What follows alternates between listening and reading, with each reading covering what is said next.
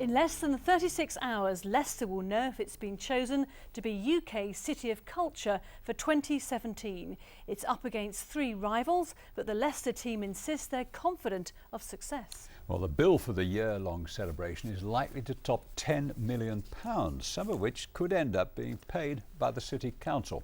So, would it be public money well spent? Andy Bevan has this special report. If November in Leicester started with a bang, it could end with an explosion of celebration or go out like a soggy sparkler.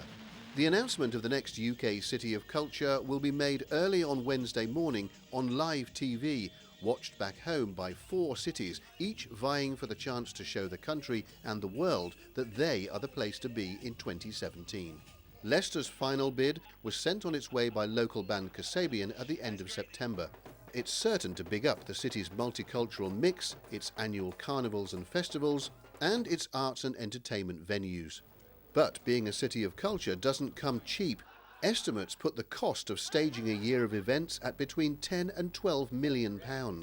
The City Council will try to raise that money from private investment and sponsorship, but they've pledged to make up any shortfall from public funds. The rate of return on that £10 million is being estimated already as being somewhere between 4 and 8 times the amount that's put in.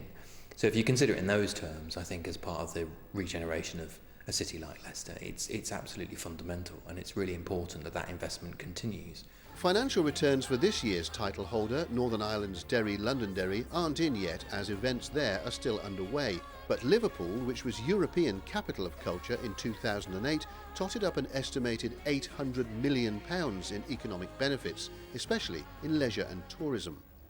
Leicester's economy, though, isn't about occasional visitors to hotels, restaurants and theatres. Most businesses here rely on regular local customers. 33-year-old Alex Salter set up this grooming salon 3.5 years ago. He's ploughed profits back into the premises, and it now operates on 4 floors, with hairdressing for men and women on 2 floors, beauty treatments on a 3rd, and a tattoo studio on the top floor. Alex says a win could prompt him to expand his business, but says the City Council needs to look beyond 2017. It needs to be something that has longevity.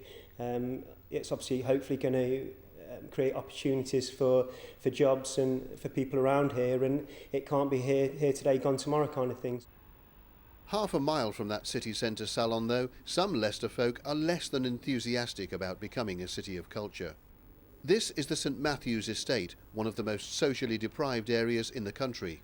Some residents we spoke to here hadn't even heard about the bid, and those that have say the council's underwriting of £10 to £12 million for a year-long jamboree could be far better allocated. Jobs are being cut, bedroom tax come in, they're looking around for food. The estate is nearly 60 years old. We need the money there to improve the better life of Leicester kids, their future basically, than having that money spent on other stuff. There are some in the city who argue that culturally, even multiculturally, Leicester has got too much going for it to win, and the prize will be awarded to one of its 3 rivals, which may benefit more. In Scotland, Dundee's Contemporary Arts Centre will join a brand new V&A design building on the waterfront to consolidate its bid. Hull's annual Freedom Festival is at the centre of its plans, coupled with attractions like the Maritime Museum and the Deep Aquarium. And Swansea Bay's campaign includes events in the newly restored Hayford Copperworks, plus a scheme to reintroduce the Mumbles train. The discovery of the remains of King Richard III under a council car park has already given Leicester a taste of national and international attention. You could say the city sees him as something of a crowning glory for its bid. But is it enough? What we've seen with Richard III is a significant increase in hotel occupancy, but also the profile of Leicester right across the world. City of Culture will be a vehicle for us to be able to raise that profile even further. We'll find out the day after tomorrow if Leicester is to be City of Culture in 2017. But even if it wins, it may be many more years before we discover whether its legacy lived on or became as forgotten as its medieval monarch.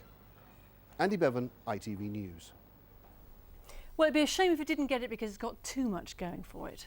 The national and international news is a few moments away.